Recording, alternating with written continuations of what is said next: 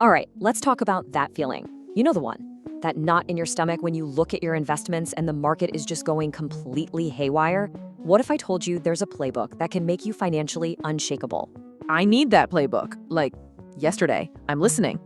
I mean, this quote just gets it, right? It's that feeling of pure emotional panic. Oh, yeah, that is 100% what it feels like.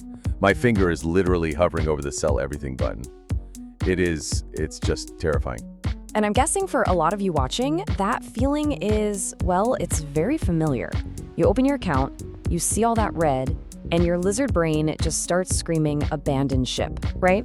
So what are you supposed to do? Just, I don't know, squeeze your eyes shut and pray it goes away? Ha! Well, not exactly. The whole point, according to Tony Robbins, is understanding that feeling that fear is totally normal.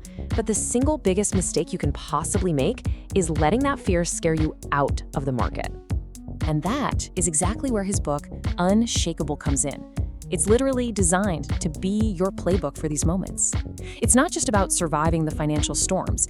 It's about learning how to use them to your advantage, to actually come out on top. Okay, now I'm hooked. How? Okay, so this is where it starts to get really, really mind-blowing. The very first thing we have to do is just completely bust one of the biggest myths there is about building wealth. It's a secret that changes the entire game. Whoa, wait, what? Hold on a second. I thought making more money was the entire point. I mean, that's what I'm trying to do every single day. I know. It sounds completely backward, doesn't it? But just stick with me here, because this is probably the most important lesson. So to prove it, let's just look at this super simple story. You've got two buddies, Joe and Bob. Joe is an early bird. He invests just $300 a month, but only for 8 years, from age 19 to 26. Then he stops completely.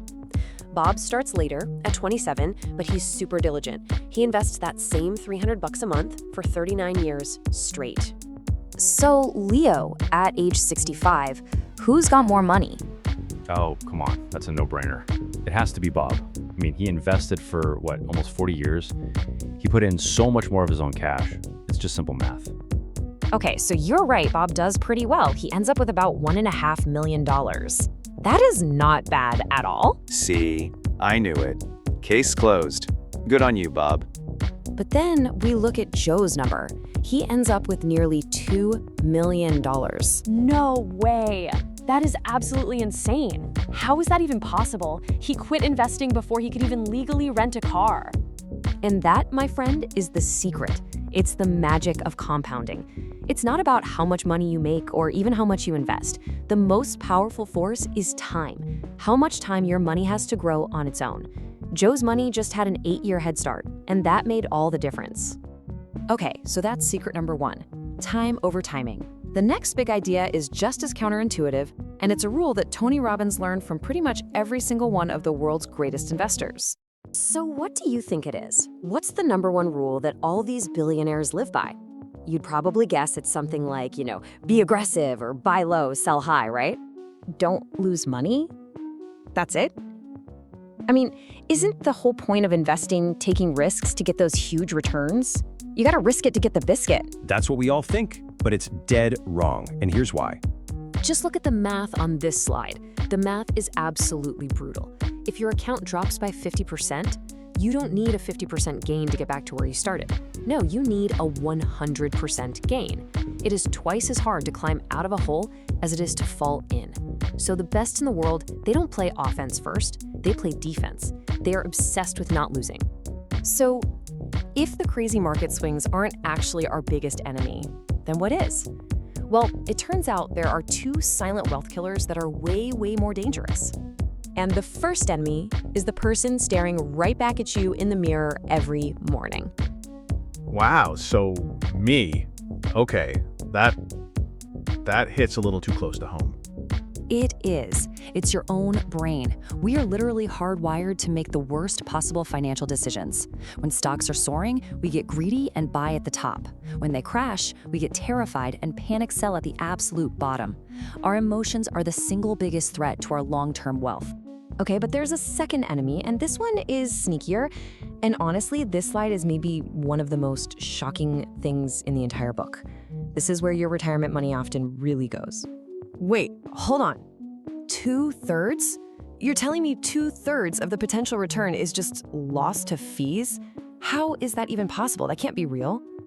Oh, it's very real. And this quote just puts it in the starkest terms possible. You take all the risk, you put up all the money, and you get 1/3 of the reward. Those seemingly tiny fees, 1% here, 2% there, they don't sound like much, but compounding works on them too, until they have eaten the vast majority of your life savings. It's devastating.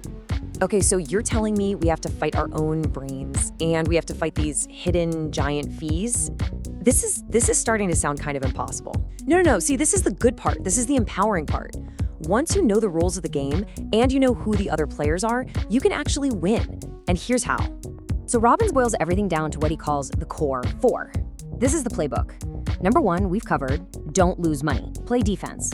Number 2 is looking for asymmetric risk/reward. That means situations where your potential upside is huge and your potential downside is tiny.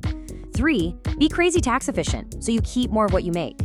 And 4, diversify. The classic, don't put all your eggs in one basket. This is the mental checklist the pros use for every single decision they make.